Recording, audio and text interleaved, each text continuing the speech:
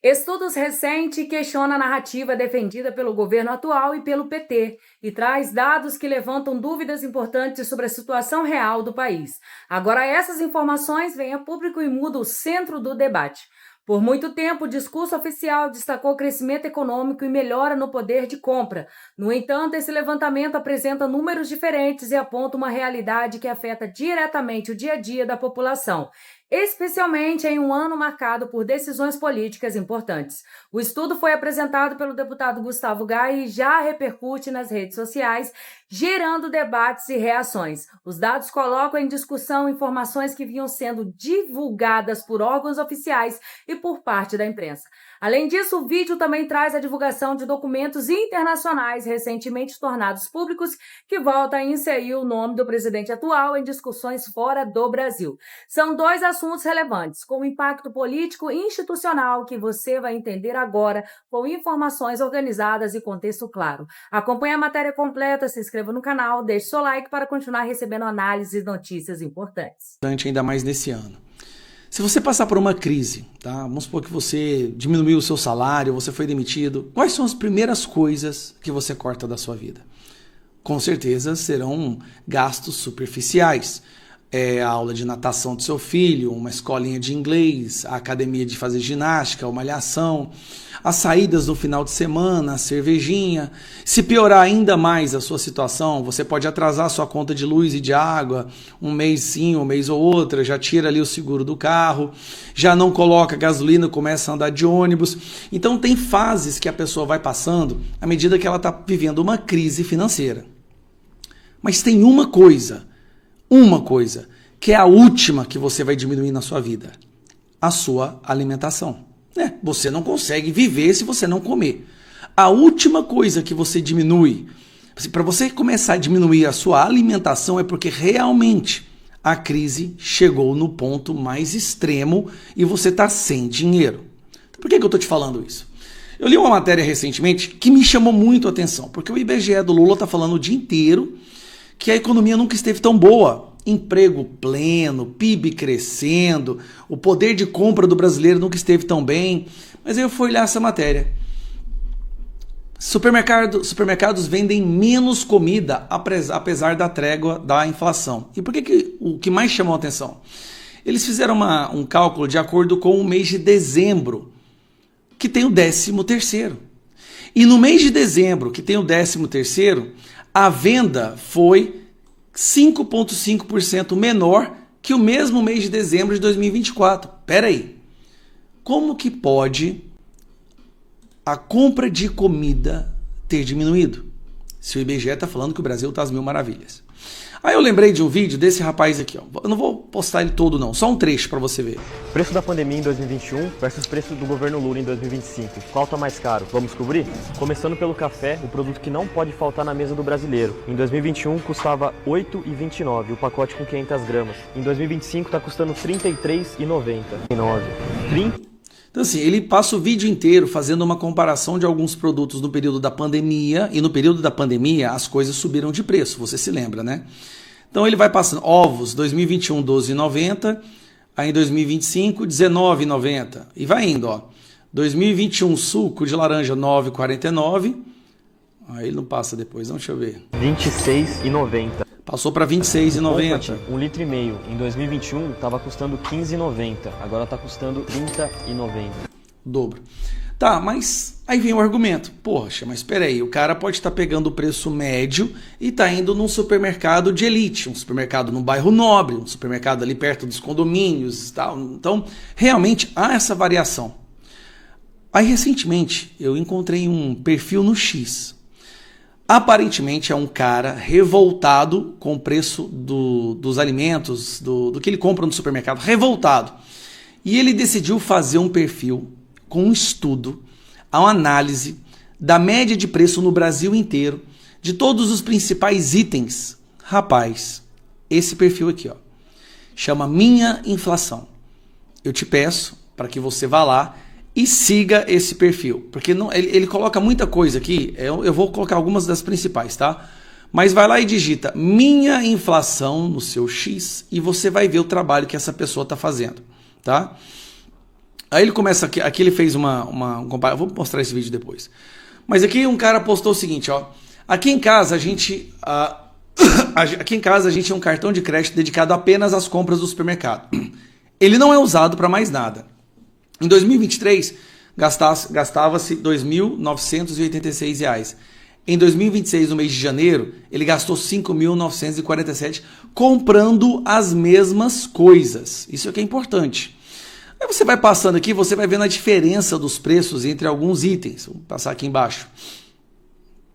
Aí ele fala, o alface subiu em janeiro de 2025, né, 12%, o café subiu 10%, o macarrão subiu 9,50%, e tudo ele coloca registrado. Ovos, os ovos subiram em fevereiro de 2025, 53%, o alho 33%, e ele coloca fotos, ó. Barra de leite Garoto custava R$ 5,29, agora R$ 9,39 e por aí vai. A margarina R$ 5,89, agora R$ 6,90, mas ele coloca também estudos e planilhas do âmbito nacional, de como as coisas aumentaram nacionalmente. Então aqui tem a margem de aumento de um ano para o outro, tá? Teve coisas que aumentaram aqui 4,93%. E ele faz isso, cara, com praticamente tudo que é produto que você possa imaginar. 89% de aumento no cafezinho de 2023 para 2025 no mesmo mercado. Então, 18,48 em 2023, 34,79 em 2025. E não para, ele continua colocando aqui shampoo, né, aparentemente custava 20,49, foi para 28. E é impressionante o trabalho, que ele ensina como que essas pessoas podem fazer também a pesquisa, né, da variação do preço de cada coisa. E eu fiquei impressionado com o trabalho detalhado que ele fez. Daí ele pegou tudo isso, olha que loucura, ele pegou tudo isso e transformou isso numa espécie de vídeo que eu quero mostrar para vocês agora, que é esse aqui, ó. É um daqueles vídeos que vai mostrando a variação do preço das coisas e ele separou o tempo, né, entre 2023 e 2025. Eu vou acelerar um pouquinho, tá? Mas aqui começa o valor das coisas, né? E aqui embaixo, tá vendo essa setinha aqui? Ela vai passando pelo ano, como você tá vendo, ela vai mostrando como é que as coisas variavam no ano. Então, ao longo do governo Lula, as coisas foram subindo de preço. E no final, que é aqui, é que chamou a atenção. O café aumentou, eu vou ter que aumentar aqui, porque senão você não vai entender. O café aumentou 133%, tá? O pão de forma aumentou 64%, a banana 54%. Vamos na carne? Vamos lá, carne, ó, colchão mole aumentou 42% em 3 anos, porque isso aqui é até 2025, tá? Em 3 anos, o colchão mole aumentou 42%, a alcatra 46%, coxa de frango 49%, tilápia 50%. O que menos aumentou aqui foi o tomate em 25%. É impressionante o trabalho que essa pessoa fez. Opa. É impressionante o trabalho que essa pessoa fez, o quão detalhista ela foi. E se você for no perfil dela, porque, cara, se eu ficar passando aqui, isso aqui é horas e horas e horas, mostrando como que o preço de tudo aumentou. Ele vai fazendo um registro em dezenas, vários lugares diferentes. E mostrando a comparação entre os produtos. Então, se você tiver tempo, vai lá, o perfil é Minha Inflação, e eu te garanto, vale a pena, porque o que a imprensa e o governo está falando através do IBGE, que já quase metade do povo ali pediu demissão porque viu que aquilo lá é um crime, é que as coisas nunca estiveram tão boas. Mas qualquer pessoa, bolsonarista ou lulista, que for no supermercado, ela vê que não é. É como se tivesse 2 Brasis diferentes. Um que o Lula faz a propaganda com o Sidônio e o outro é o que você vive. Que você tem que comprar comida para seus filhos, que você tem que manter os armários e a cozinha da sua casa, a geladeira abastecida. O que esse cara mostrou aqui, que foi um dos primeiros que eu achei muito interessante, é um cara que pegou um cartão de crédito só para compra de supermercado. Esse aqui, ó. Em 2023, de novo, era R$ 2.986 o gasto dele. O gasto dele.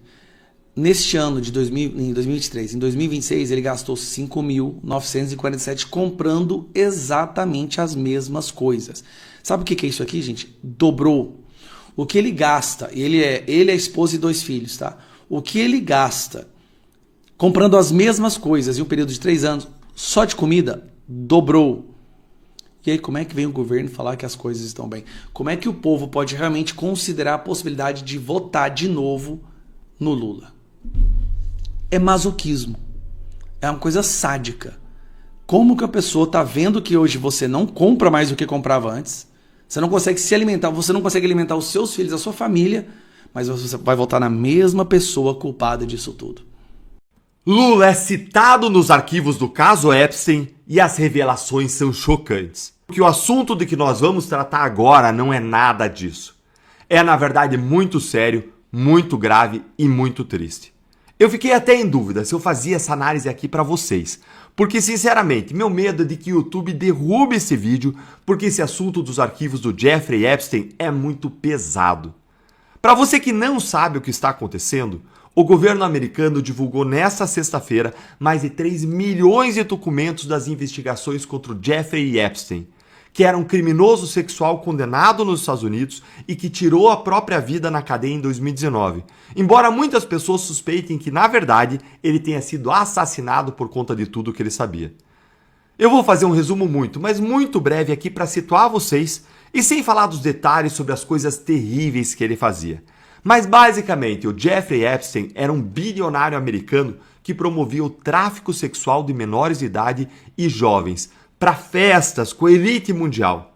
Presidentes e ex-presidentes, grandes empresários, outros bilionários, celebridades de Hollywood e inclusive príncipes e nobres europeus.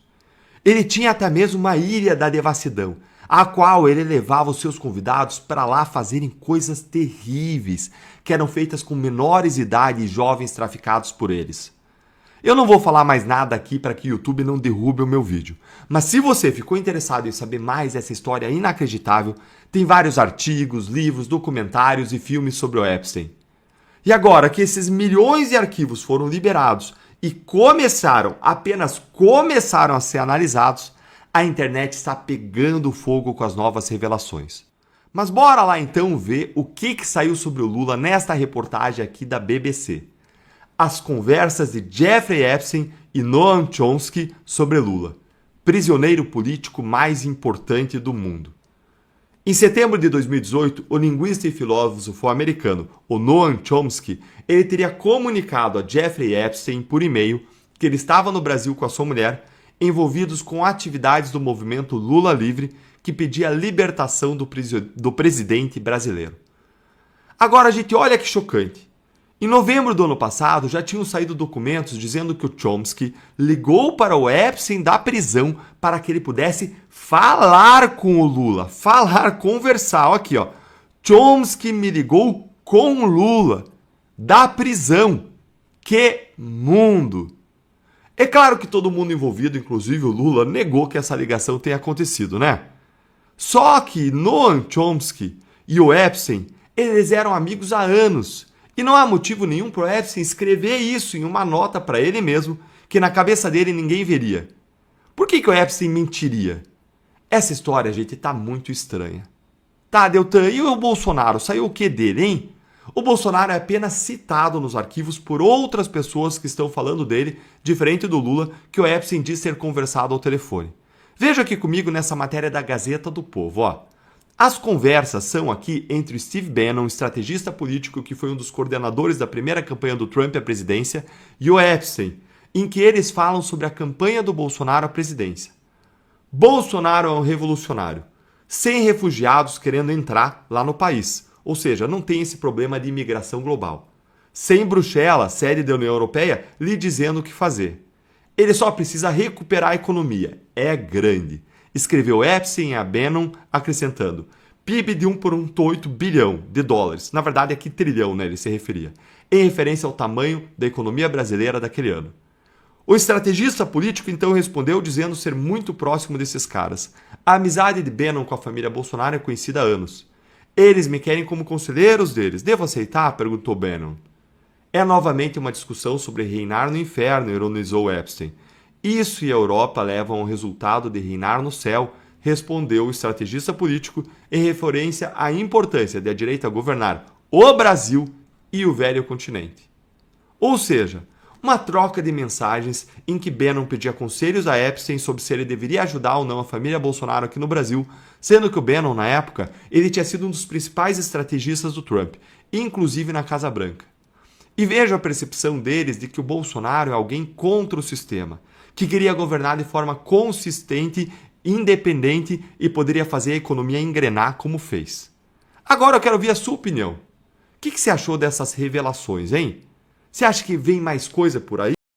E tem mais um ponto importante nessa história. Até há pouco tempo, a relação entre o presidente atual e o presidente do Senado, Davi Alcolumbre, estava longe de ser harmoniosa. Os dois vinham demonstrando desgaste político e falta de alinhamento em decisões estratégicas. Agora, no entanto, começa a surgir movimento de reaproximação. E a pergunta que fica é: o que mudou? Qual é o interesse por trás desse novo diálogo? E, principalmente, o que pode estar sendo negociado nos bastidores de Brasília? Essas articulações não acontecem por acaso e pode ter impacto direto nas decisões que afetam a vida do povo brasileiro. Para entender melhor esse cenário, o que está em jogo, a equipe da Rádio Auriverde traz agora os detalhes dessa movimentação política envolvendo o governo Lula e o comando do Senado. Acompanhe comigo. Lula e o presidente do Senado, Davi Alcolumbre, entra nesse ano em um momento de revisão e reavaliação. Apesar de os dois terem conversado no final do ano passado, nós relatamos isso aqui, interlocutores relataram que o diálogo ainda não selou uma reaproximação plena. Até agora, apenas Lula parece ter saído satisfeito do encontro. A reação entre o presidente da República e do Congresso azedou no ano passado por causa da disputa em torno de uma vaga para o Supremo Tribunal Federal. Lula decidiu indicar o então advogado-geral da União, Jorge Messias, contrariando expectativas de Davi Alcolumbre, que defendia a indicação do ex-presidente do Senado, Rodrigo Pacheco. O mal-estar resultou em trocas de indiretas com recados de Alcolumbre ao governo, inclusive em notas protocolares. O presidente do Congresso chegou a marcar a sabatina de Messias, mas recuou diante da ausência da mensagem presidencial, uma praxe que é de rito para votação, né? O presidente encaminha uma mensagem ao Senado falando sobre a sua indicação e aí sim o Senado coloca em discussão a indicação feita pelo presidente da República. E até então, você vai se recordar, o Lula não tinha feito isso. A insatisfação de Alcolumbre tem ainda como pano de fundo a percepção, segundo aliados, de que o presidente do Senado atuou para proteger o governo em momentos em que a Câmara dos Deputados se posicionou majoritariamente contra o Planalto, a exemplo da votação da chamada PEC da blindagem e também do projeto de lei antifacção.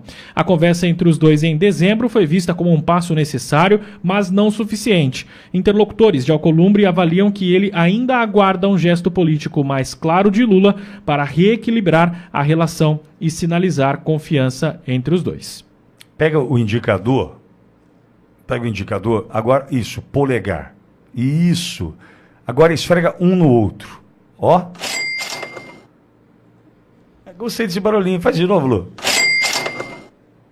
Mais uma vez. Você entendeu? Essa história de não tá legal, mas pode melhorar? Hã? Não tá muito boa a relação do Alcolumbre com o Lula, mas pode melhorar. Cuidado, vai fazer bolha aí. Você tá esfregando ainda? Eu também tô aqui, vai fazer bolha já já.